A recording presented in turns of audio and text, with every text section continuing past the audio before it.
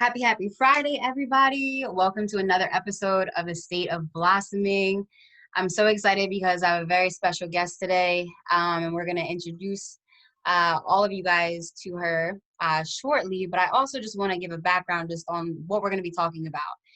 And one of the things that has been really on my heart most recently, a lot of just what I've been seeing in the media recently, also with just the new presidential elections, I really think it's important that we have a conversation around Black women and Black women in leadership roles.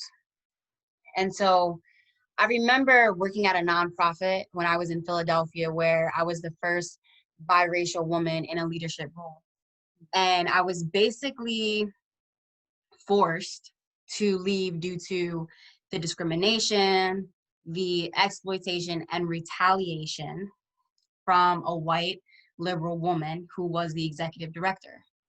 And after much of my time from reflecting on this and having other conversations and meeting other Black and brown women who have been in leadership roles, I really understood that I wasn't the only one that this has happened to before.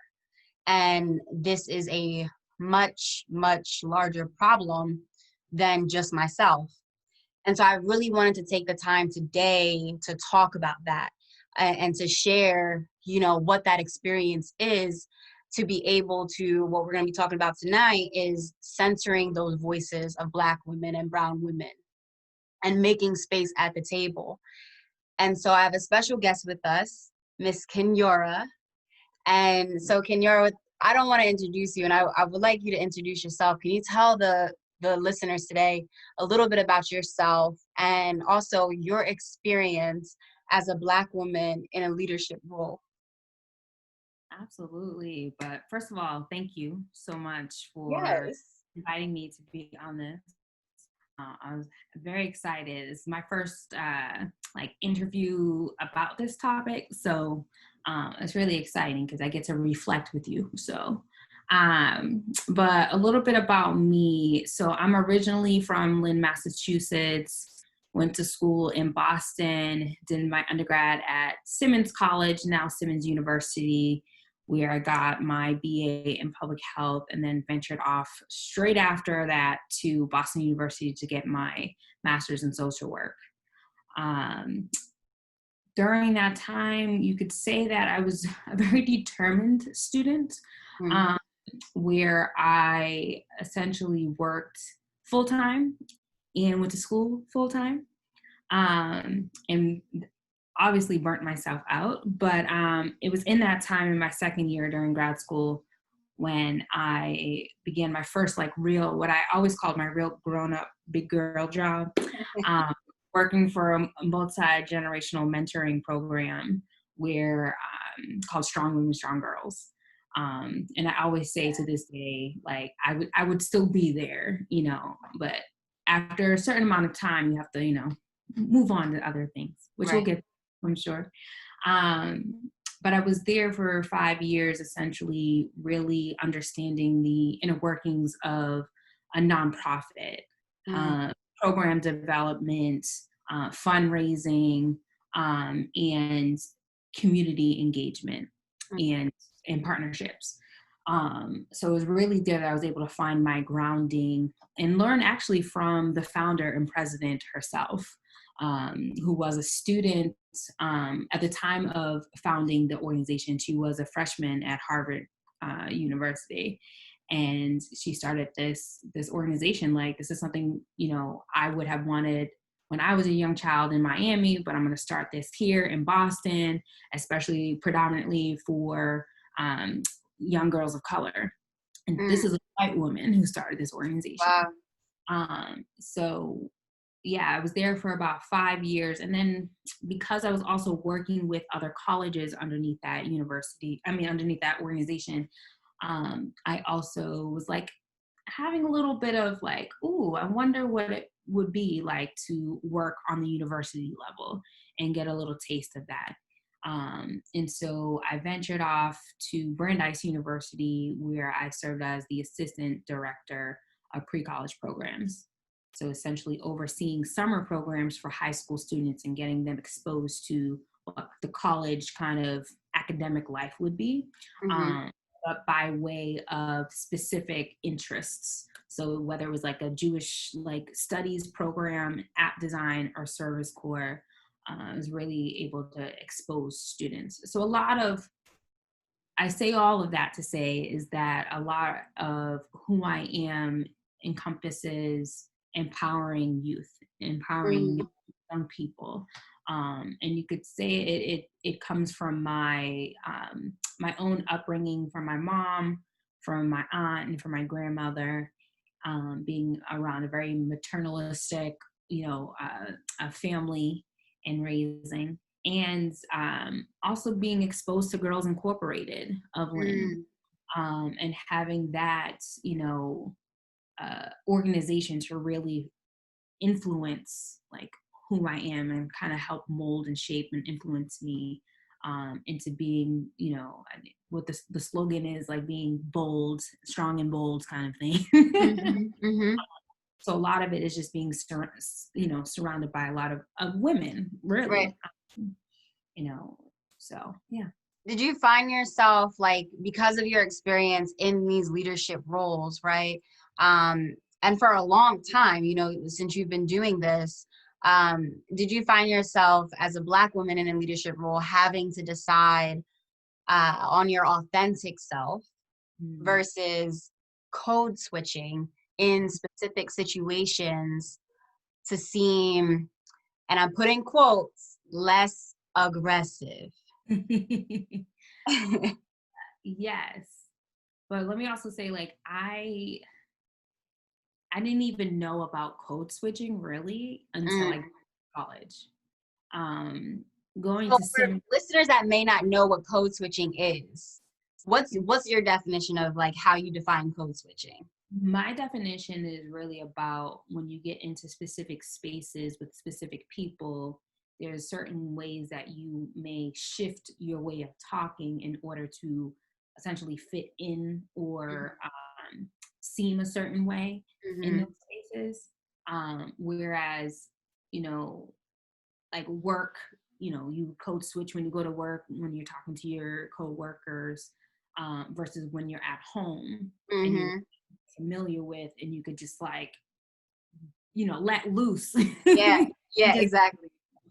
And it's interesting because growing up in Lynn, it's a fairly diverse city, predominantly white, but fairly diverse. And I had friends across the racial ethnicity spectrum. Going to Simmons, predominantly white institution, it was during that experience where I understood that I was the only Black girl, Black woman in the classroom being asked certain things from my white peers about Black issues and Black things, as if I was a representative for the entire Black community. Which the token. Yeah, exactly. And, what we know is that Black people's experiences is not a monolithic. Yeah. Yes. But I didn't have that language, so to speak, to understand that. And so it wasn't until I took a class at Simmons where I believe the name of the book is called Shifting, and it's literally about Black women and shifting in spaces. Wow. And it talks about like code switching and amongst other things, but that's when I was able to really acquire that type of language. It was part of my vocabulary. And what I recognized is that I think once I recognized what I was doing, right, I also was like, wait a minute, I don't feel like me. And it actually hasn't been until just recently, you could say it's because now I'm an executive director of a nonprofit that is focusing on ending sexual violence across the nation, right, and on college campuses specifically. I've come to recognize that even being politically correct is a form of, how do you say, it's a way in which folks utilized another form of suppression of Black and brown folks. Yep. It's another way of saying you're, you know, you don't speak English well, or, you know, speaking Ebonics, you know, quote unquote, or, you know, urban colloquialisms. Right. And to me, I'm like, sometimes I speak like I'm from Boston, depending on if Boston is around me. And Right, for right. me, I'm just like, that's me. Like, I don't want to be politically correct for anybody, because I feel like I'm hindering myself from being able to articulate and convey a specific message that I really want to convey. And so it really took the schooling and education for me to find out exactly that type of language and understand for myself when I was being authentic and when I switch coaches. And a lot of it also centered around me, of course, you know, in terms of quote unquote, you know, less aggressive. Right. As there have been moments where, to me, I'm just very passionate about something that I might. Same here. And to me, passion is just like, especially when it comes to Black people. When it's like someone thinks that they're cultured because they've surrounded themselves by another culture, right? Or their parents took them to Africa. And I know Black people. No, you don't. Right. That doesn't mean anything. It just, you were able to open up your horizons, experience something different, especially because, one, you had the privilege to travel to Africa. One. Exactly. So it's been a lot of finding myself, utilizing my voice in spaces that truly talk about racial dynamics, discriminatory, you know, obstacles, and in kind of in a way like educating people, even though, again, going back to what I said earlier about speaking on behalf of Black people, that wasn't my aim. It's not my aim, but I am going to correct you. No, for real though. You know, it honestly reminds me of the show Insecure with Issa, and how, you know, Issa was the only Black girl in the whole organization that was ran by this white woman who was so quote unquote woke and, like, you know, was exactly what you're saying, right? And they looked at her like, so Issa, what do you think? And she's like, why do I have to be the spokesperson of all Black people? And, like, you know, some Black people, by any means, like, yes, if that's what you decide, fine. But some people just don't want to do that.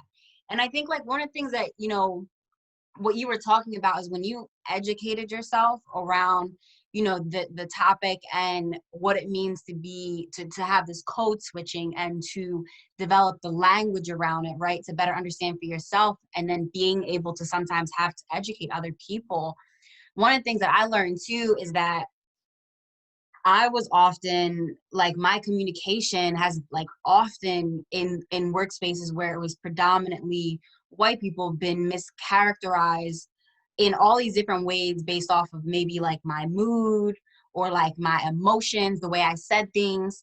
And so sometimes when I would communicate different perspectives or my ideas, I could quickly be determined as, like, not this team player or this angry Black woman, right? And sometimes my tone, people would say, like, could be, like, off-putting.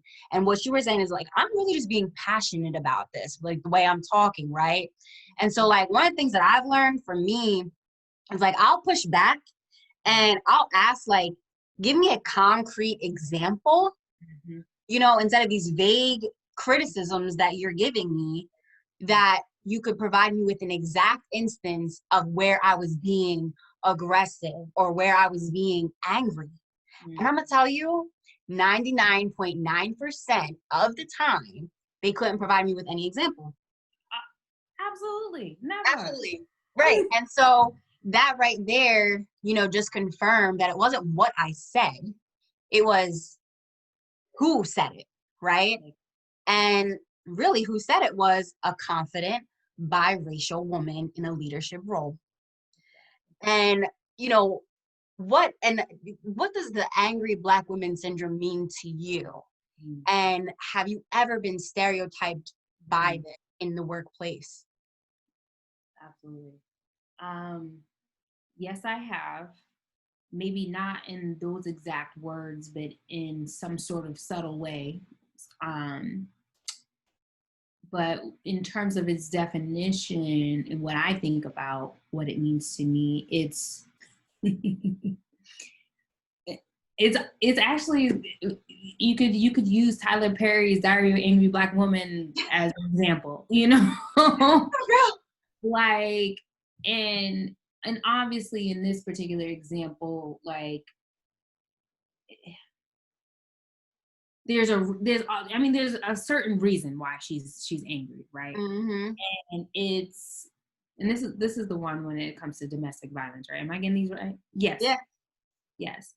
You know, she's been abused, you know, emotionally, physically by her husband, who then puts her out and brings in another woman, and Mm-hmm.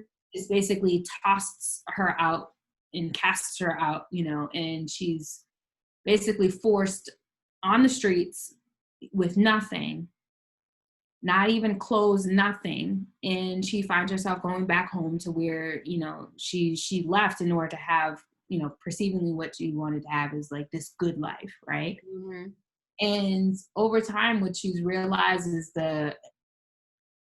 you know, the trauma, of course, that she's experienced, but has been able to transform that into something much more positive, much more self-empowering, and recognizing like the power and strength within herself. Mm-hmm.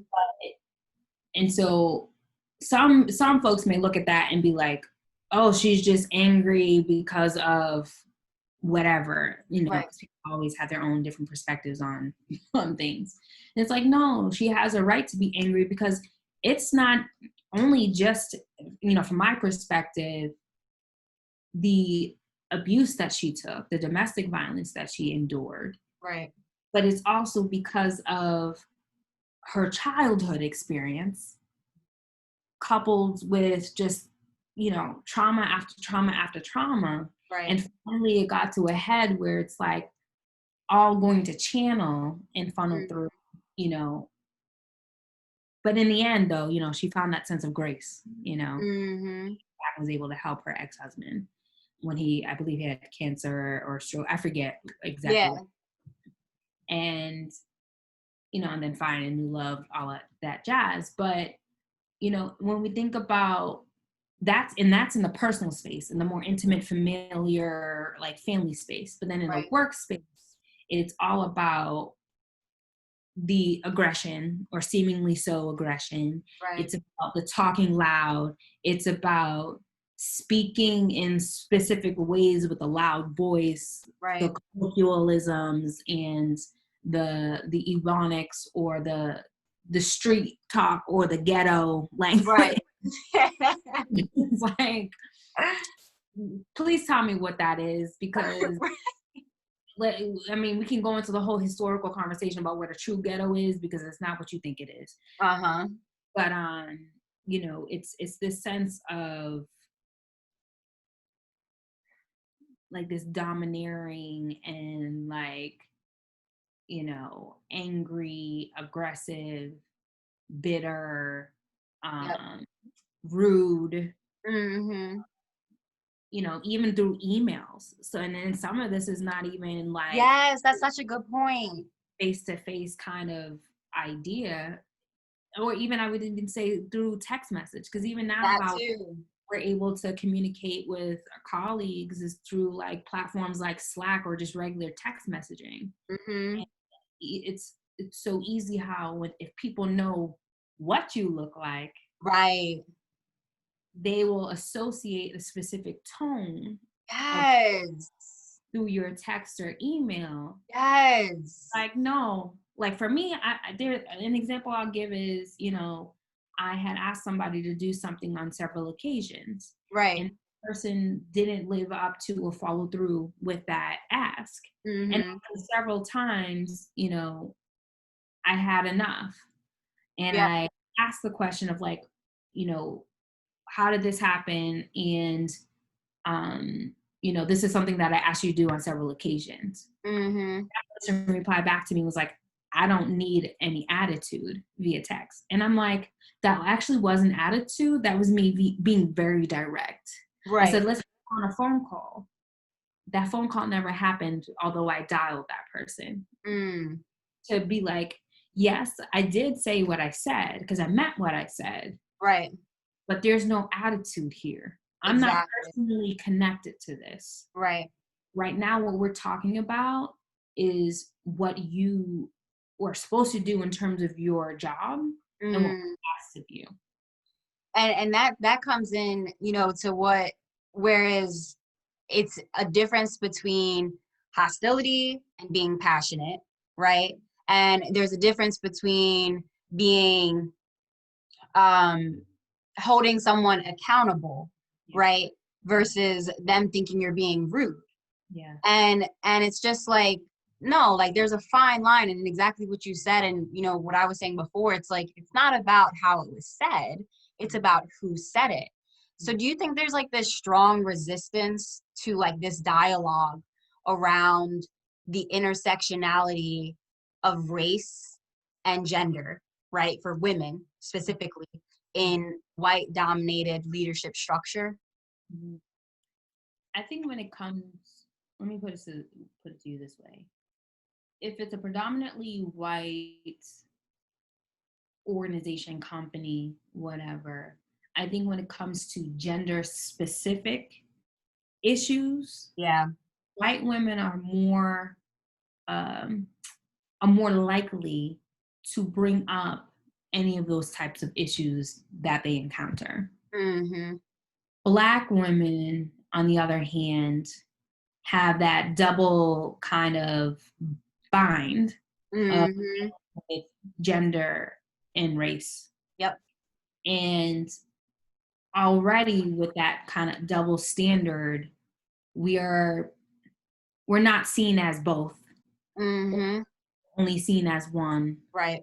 The other. And what I find is when it comes to having conversations as a team, as an organization, or even one-on-one conversations, there are some people who are white who are okay with having those conversations. There are some of those folks who are like, I'm here, I'm willing to try, I want to be the best leader possible for everybody. Because you do need those white allies, those are important. Absolutely. Then you have those other folks who are just like, okay. Okay, I'm on. Right, exactly. Right, like, okay, when is this meeting done? And it's like, why is it, one, uncomfortable for you to have a conversation around race? Because for some reason, it's like, I think some white people forget too that they are a race. Well, like, but that's a whole other conversation. Like they, like, sometimes they forget that they don't have, they have culture. Like they forget that they have. Right, exactly. But you know, they're always, you know, trying to take ours. But again, whole other conversation. No shade, no shade. No shade whatsoever. No shade. But I do think there are times where it is uncomfortable to have those conversations, particularly if it's an organization that is not like quote unquote progressive. You know, like if you're in a traditional, like, you know, I don't know, Fortune 500 company, like, you know, the typical status quo org, it's like, oh my gosh, taboo. But I think because of now, and not just because of COVID and because of the heightened awareness of, you know, systemic racism that's happening, oppression that's happening, but even before then, we started to see this uptick of diversity, equity, and inclusion rise in nonprofit sectors and for-profit sectors, because it's like, ooh, I got to be seen as this real quick, Exactly. this quota, or But not so even yeah. having like a genuine, response to wanting to do that. It's more like we need to have diversity and we need to have a certain amount of Black people in this organization. Like it was more so like, let's check the box, Exactly. How Exactly. do you think we can increase that dialogue? Like, how do you think we can increase the dialogue around diversity and inclusion? Well, one, we have to first start talking. We got to break the ice on that. And for me, I encourage both, if you're white, if you're Black, to bring it up. I encourage you, if you're not a CEO but you're a manager or an associate, bring it up. Even Right. if you bring it up to one person above you, to the person next to you on the same level, or straight to the CEO. Like, I think it's important for folks to feel empowered to have that conversation. And even if it starts off with, some people, like you say, I don't want to ask a stupid question. To me, I don't think there ever is a stupid question. Right. Sometimes I think there might be an ignorant question, because that's different. Right. But if you're looking to ask a question out of curiosity because you genuinely want to know, that's not stupid to me. Exactly. I have been asked, hey, can I ask you about your hair? And I'm like, yeah, absolutely. Right. And we'll have a conversation about it, because you came to me very genuinely and very authentically wanting to know, because that curiosity was within you. And to me, it's like, starting with conversation, and then bringing in an outside consultant, an outside agency, Training. to really do an assessment first. Okay. What's going on? What is the culture of your organization, of your company? Yeah. How are people feeling, in terms of just the policies that you have written out as your organization? Right. How are people interacting with one another?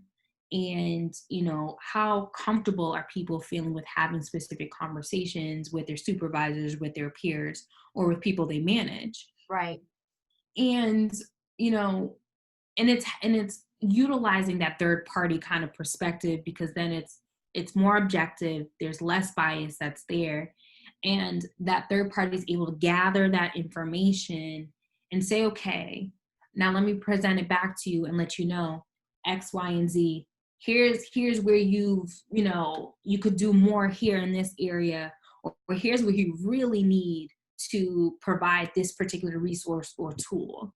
So it's really about it's the communication and assessing and evaluating your organization and where it stands, and finding those opportunities that are authentic, are genuine. And the third thing I'll say is, you got to budget for those things. Yes, the funding to. Absolutely. And being very much intentional, as when it's time to redo your budget for the next year, you're being intentional about including diversity, equity, inclusion efforts into your organization. And it's not just about having trainings and checking those things off, but it's about truly having intentional conversations. It's about helping people engage in different professional development opportunities. And it's about actually doing like office celebrations of everyone's differences and what they, and not just what they bring to the table in terms of their work and what they do, but actually, bringing in some, some people might disagree with me on this, but like, even if it's like a potluck, and people to bring in certain things that they cook from their childhood, that's different. But let's talk about that, and like, why. Like, let's talk. Yes, your experience. I like that. You know what I mean? And it's another way of getting to know who your colleagues are. And it's not, it doesn't have to be forced, because it's a very informal way of doing it. It's when you do the formalities of things, that's where things get hindered. And can get awkward too. Very awkward. And the other thing too, I will just mention is HR departments. When it comes to having that third party assessing, the first and number one thing that needs to change is your HR department. To set the tone. To set the tone. Even in coinciding with the CEO. Sorry. Yes, absolutely. And when it comes to being able to set the tone, right? And it has to always start from the top, because those are the people essentially who are leading the team, right? And when it comes to having these conversations of, increasing more cultural competency and increasing this diversity and inclusion, then there also comes that conversation of how do women climb up this ladder to these leadership roles? Like, and I think, you have this term that I'm not familiar of, right? And it's like, what is this ladder towards the C-suite, right? What does that mean? So what we know is that most presidents, chief executive officers, or chief operation officers, CEOs, COOs, presidents, executive directors have typically been held by white faces. And Black and brown faces are often left in positions that are manager positions, maybe assistant director positions, associate positions, where their full selves are not often seen and utilized in the best way, despite the fact that they may hold multiple hats, but they're not being compensated as such. And compensation doesn't even necessarily mean about the monetary aspect, but more so about, but in addition to, I would say, the title as well. So you could, like, for instance, I'll give you an example. In my former job, I was a senior operations manager. So I started off as a program manager, ended as a senior operations manager. But as a senior operations manager, I was juggling a lot, especially because at the time, my counterpart had left to move over to another organization. Okay. And so I acquired that person's job and responsibilities. I advocated for myself to say, hey, here's what I've been able to contribute, and here's what I've been able to see the organization grow and how I can help, the organization get there. Right. There's a sustainability plan. Okay. I essentially was told no, straight out. That following year, I was... With no reason, just no. Just pretty much no, nothing. Well, actually, the reason was you were just provided with a raise and promotion to senior operations manager, which technically happens like 4 to 6 months prior. Okay. And me and that person both got a promotion because we both started off as a program manager. Okay. So that person went off as a senior program manager, I believe is what the title was. And then I was a senior operations manager, but I was also doing program too. So I still had the same responsibilities. 2 hats, right. Yeah. So then when that person left, I essentially kind of had 3. Okay. I said, advocated for myself, and I said, here's what I've done, here's what I can see, here's how I can fill in these gaps. I would love it if you can, if we could talk about me moving up to the associate director position. At that time, I was already with the organization for about 3.5, 4 years. Okay. And straight up just was like, no, you already had this done. Cool. At the same time, I was also dealing with some microaggressions and the use of a word that I will not say here. Okay. Used in my presence, essentially for the first time ever made me feel like, whoa. Was it like a whoa, like I'm uncomfortable, or was it like a whoa, like I don't feel safe here? Both. Okay. Both. Okay. And I did what I was supposed to do, took it up to the necessary folks to handle it. But again, it was a checking of the box type of situation. I see. So I ended up leaving I believe the following year to go off to the next job.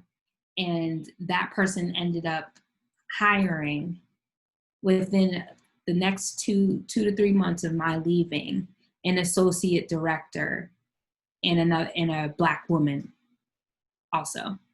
Yeah. So Okay, I'm confused there. So let me put it this way. Upon my leaving, I gave notice and I said, I'm also happy to stay on to fulfill this last project where I will have the chance to say goodbye to those who I supervised, because it was a large conference that I was in the middle of planning. Okay. I knew I had to go, but I was willing to stay as like a consultant to finish that project because I've done it for like 6 times at this 6, 7, actually probably even longer than that, like 8 times at this point. And I was like, I know everything in the back of my hand. And that person basically literally wrote this to me in an email and said, no, we're just going to rip the Band-Aid off. And I was like, okay. I tried to do the best that I could do. Yeah. To, ease the transition as they were looking for someone. Right. They weren't even, and so was that kind of the moment, like, I want to know, like, when was that moment, right? Prior to all of that happening, when it became clear to you that as a Black woman and you working your way up towards this leadership role, like this senior leadership role, which you had the experience, the qualifications, and rightfully so deserved the position, right? That you were just like being held back, or recognize that the rung, right, the steps to the ladder were broken. Like when did you have that realization? I had the realization when the microaggression started to happen. This person. And let me also say too that within this organization, I had several different white women supervisors within 4 to 5 years. And when I say several, I mean somewhere around 7. That's how much transition was happening within this organization. And only 2 of those women, one was Asian Pacific, who I love and hold dear to my heart right now. She was the actual person who hired me at that organization. And then there's another who is a white woman who is the first person ever to encourage me and actually said to me, you could be executive director. You can be in my position. Because the question she asked me was, where do you see yourself? And I said, I don't want to seem rude, but I actually see myself being in your position. Say that. Right. And absolutely. Yes.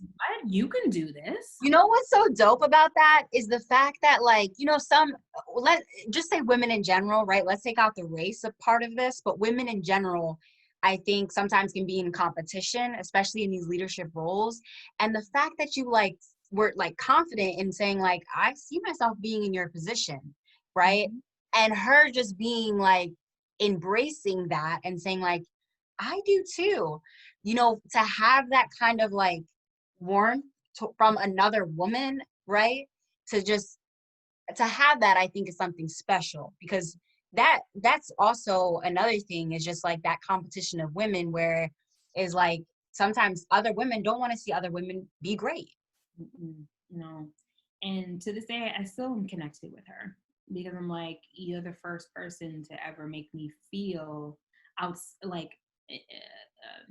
opposite of my race, because I'm race, to make me feel like I'm worthy. Yes. I wasn't even looking for approval necessarily. Right. But once that was said, I literally had like, you know how you get that knot in your throat when you're about to cry, like in your throat. Yes. Your heart and everything, like physically. Right. And I think I actually excused myself, went to the bathroom and cried. And mind you, this is in the middle of a check-in. Wow. And came back and was like, okay. And she's like, so you want to do your first like fundraiser, like grant? This is what you would need. And I was like, yeah. Yeah. And got money. Like it wasn't hard. You know what I mean? Because it was way Yes. to like provide that guidance. But after she left is when I dealt with that next person. That next person is what truly solidified my want to leave, which Right. was fortunate because I was able to influence the lives of over 300 college women, Wow. over 1,000 elementary school girls, and a few professional women that was a part of the organization. And by the microaggressions and the very passive aggressiveness, or even sometimes the very overt like no's, like it it hurts because Yeah. it's an organization that's about empowering women. Right. And it was happening through these like very subtle ways. And so it was those moments, those events that occurred on Yeah. a pattern, on a consistent basis, is when it started to come to light for me of like, I can't succeed here and be where I would want to be, because especially when I started at the organization, it was a national organization, Right. and down to more regional. And in Mm-hmm. my mind, I've been working with the board of directors across different like the governance and programs and data and things like that. So I'm already kind of in a associate director kind of level of work. Yeah. And it was just one of those things where it was just like, no, sorry. And the entire board was also made of white women at the time too. So Wow. it's like being surrounded by Yeah. this. It's like, and not really seeing yourself. Right. And when I say like seeing yourself, I mean like, seeing other women that may look similar to you, or, have similar backgrounds or experiences. Like those things really do matter when it comes to like building a culture where people feel welcomed and where people feel belonged. And this goes back to not just the diversity of having those kinds of things in organizations, but also the inclusion part of it. And one of the things that you said about like you feeling hurt, I think is really important to highlight, just because it's like, how can we protect Black women in leadership roles and in our culture and in our society. And one of the things is, when we think about the current mainstream of media right now, right, and the Black women's voices who are not being heard, who are not being believed or protected. And examples of this is such as Breonna Taylor, right? And then most recently, the gun violence against Megan Thee Stallion, right? And amongst so many other women who have had these similar feelings around not being seen, heard, recognized, or understood, or being protected. How can we begin to amplify and center these women's voices so that they are protected and they don't have those same feelings? It's about being very intentional in your work. And kind of going back to your question a little bit of how can we, increase, diversity, equity, inclusion in the workspace. I think if one does that type of work first and figures out what those gaps and opportunities are, then when it comes to uplifting and centering Black women's voices, and I'll even say Black trans women in that too. That is a great point. Yep. My thing is about recognizing people as a whole. Yes. And knowing that in order for your organization essentially to thrive and to really prosper and to really get to where it needs to get to truly be seen in its holistic, and how all organizations should be seen in holistic self. But the only way to do that is by seeing people that you serve as whole humans. Yes. Mm. And being acceptance for whatever identities that they hold, right? Yes. So I think, like, for me, I am an executive director of a campus, working to end campus sexual violence. And a lot of whom I work with are survivors who, majority of them are white women. Mm-hmm.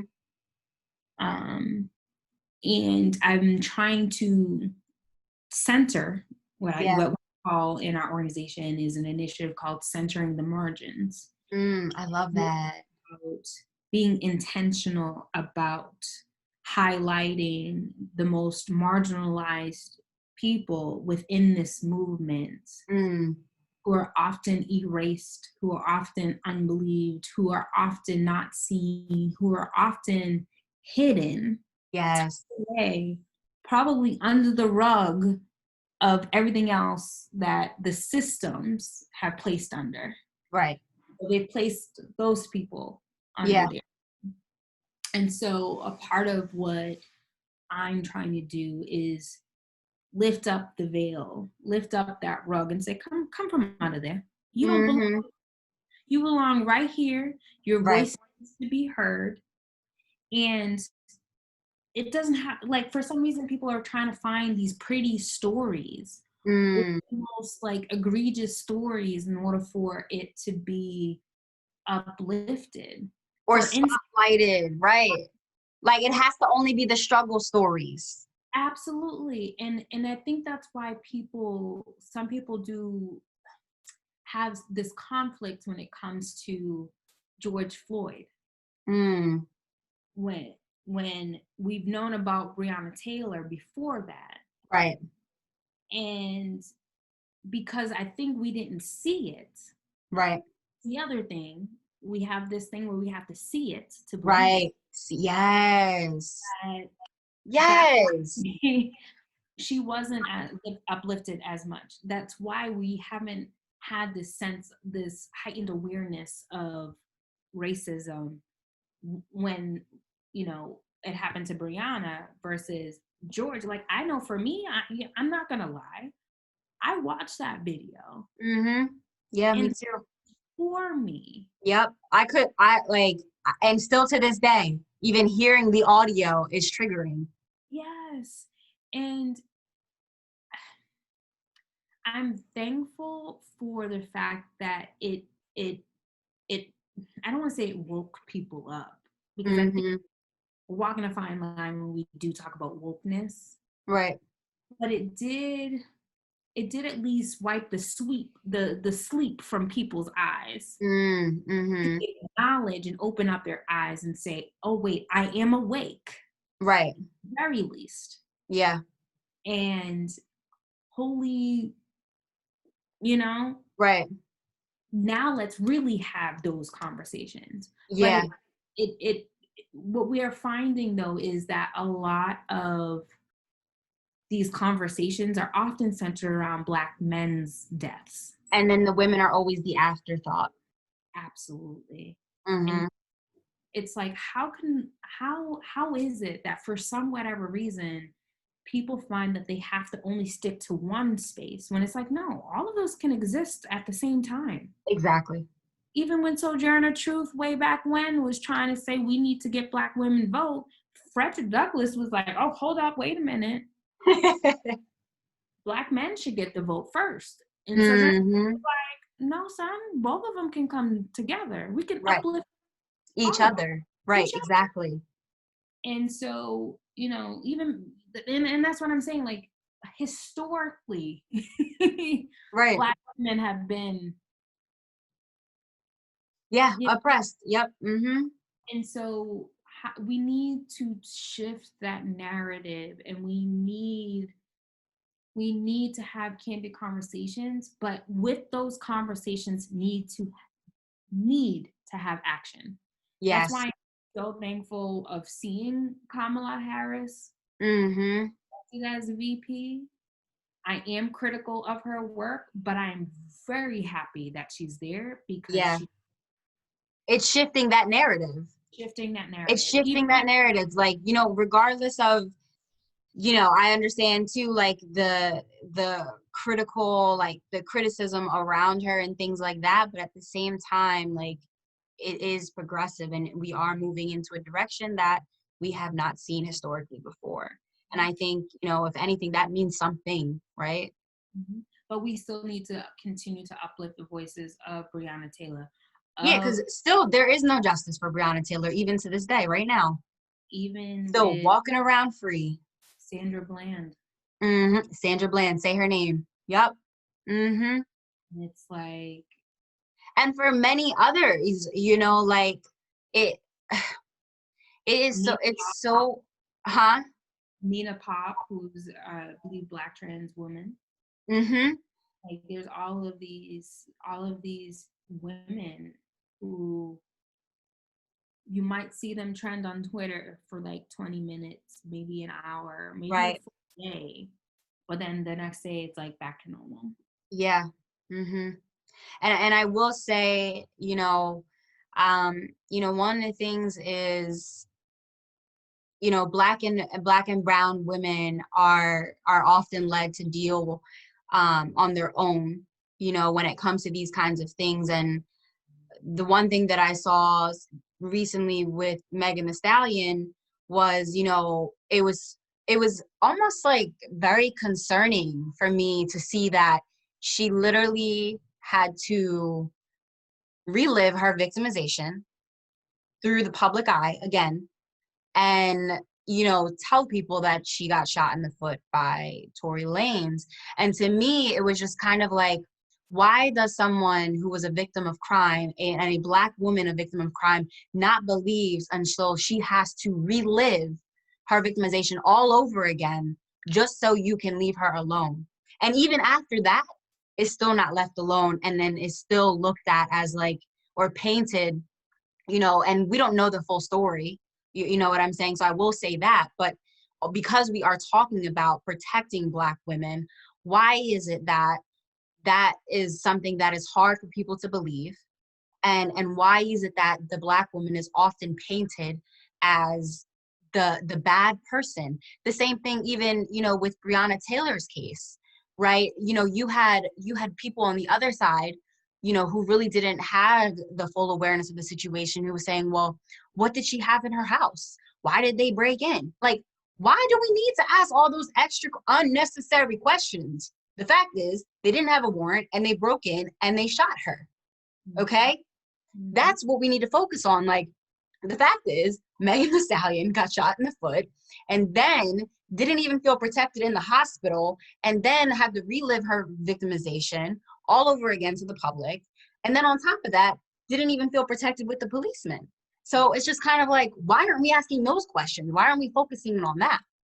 You know, how do you think we can create like this meaningful change around this issue? Like, what is, like, you know, what do you think? In addition to having those conversations, right, of what we're talking about now. We have to stop criminalizing the victim. You said it. Monique Morris, Dr. Monique Morris, my beloved soror, Delta Sigma Theta Sorority Incorporated. The shameless plug. Wrote Push Out, the criminalization of Black girls in schools. Oh, that's so wild.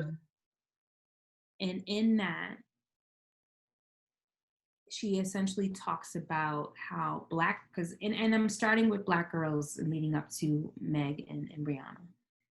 Black girls, particularly in the educational system and outside the educational system, are oftentimes seen as adults. Yep. And where they're adultified and they're stereotyped and they're seen often as strong. And because as Black girls, we do develop and mature a little more early than some folks. And so we are looked at physically as Right. seen as older than what we actually are in that moment. Mm-hmm. So, heck, I know for me, puberty didn't hit for me until I was like 11. And so I was kind of like right in the middle, kind of sweet spot of everything. I wasn't too young and I wasn't too old. I didn't blossom late. Blossoming. and, and what Dr. Morris talks about is essentially how teachers and even peers are looking at Black girls in their classrooms as being the aggressor, or seen as adults, or seen as like, I'm going to talk to you like an adult because the way you're talking to me, not really understanding, one, what's going on for that young girl in her home. Right. And what she might be dealing with in terms of possible abuse, domestic violence. Yep. Whether it's abuse even outside of the home from whomever she may be, be friends with, or being engaged in things that she shouldn't be engaged in as a young child, and not really living out her childhood, but being engaged in things that frankly no young girl should ever be engaged in when it comes to drugs, sex, all of that stuff. Right. And instead of saying, hey, what's going on for you? Mm-hmm. How are you? Right. What can I do? Or even not even talking about that, but really focusing on their strengths. Yes. As students, in empowering them and encouraging them to see their potential and say, you can be here.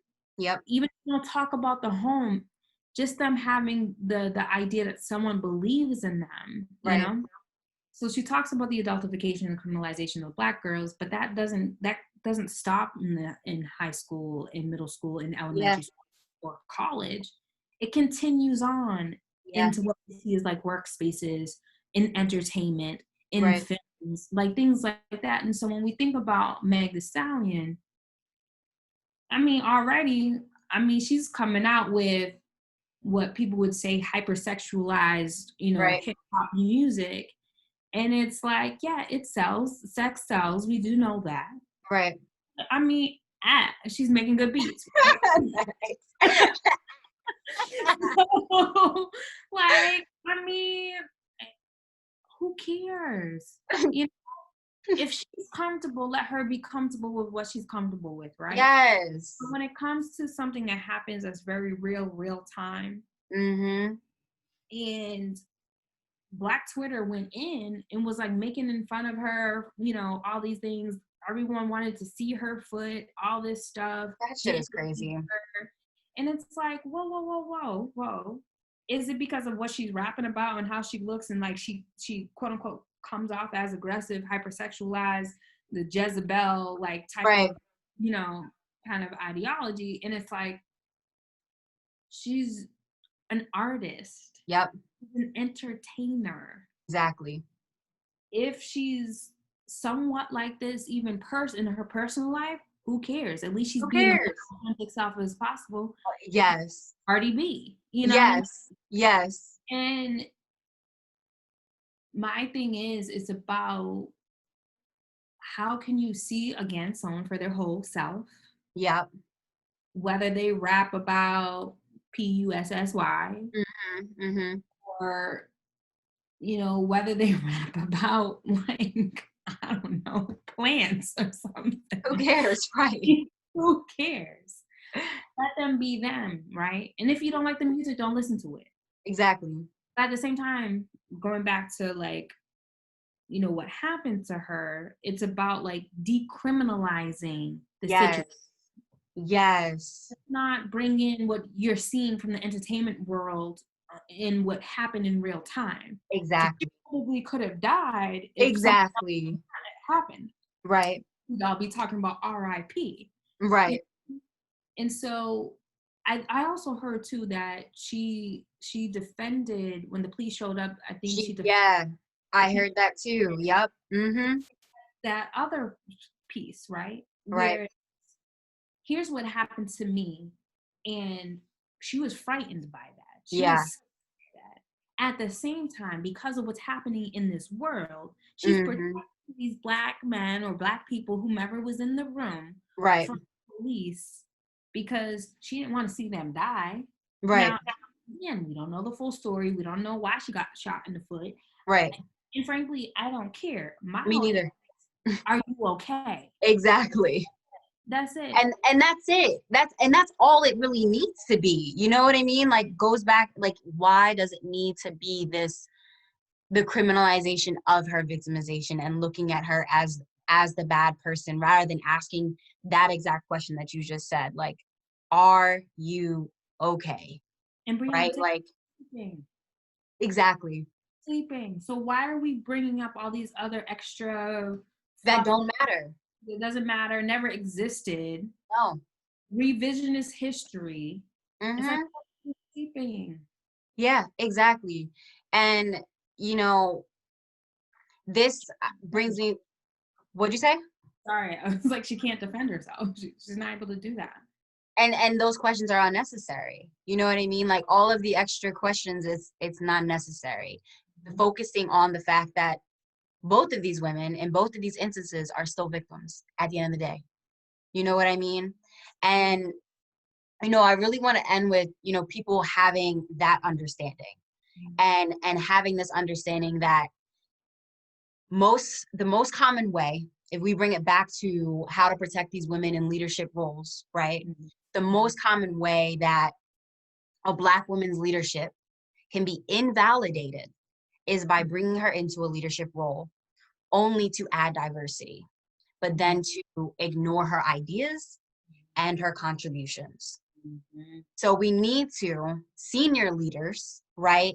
Those people on that C-suite, on that ladder, they need to set the tone at the very top by validating and supporting Black women that they hire, and then creating that cultural competence environment of not just diversity, inclusion, and equity, right?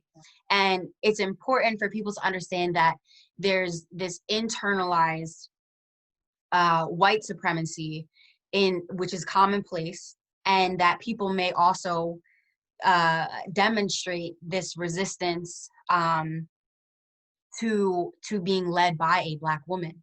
And so because of that, we need to train staff, we need to assess staff, and build this organizational cultural competency. And it has to be part of professional development. And I want to end with, the voices of Black women must not only be heard, but like you said before, we need to center the margins, and those voices need to be amplified, right? And so I want to thank you, Kenyora, for all of the work that you do, for this conversation, because it's very important. Thank you. And if you could leave our listeners with one gem that they can take with them, what is something you want them to know? I have to actually look this up, so because I'm a person who lives by quotes, and In the same way. this is a quote that I have been living by for the past couple of months, and it's by one of my favorite authors, poet Audre Lorde, and essentially it's about self-preservation. And so I'll leave you all with this, and that is: caring for myself is not self-indulgence. It is self-preservation, and that is an act of political warfare. That part right there. And I think the next time that anyone feel it is their right to judge a Black woman or a brown woman for how they feel, for voicing their opinion or their idea or their perspective, just listen. Like, just be willing to listen without responding and make space. Yes. Make the space. Yes. So thank you so much. I really, really do appreciate you. Thank you. Thank you for having me. This was amazing. Of course. Of course. All right, y'all. Catch you up on another episode. Talk to you guys later.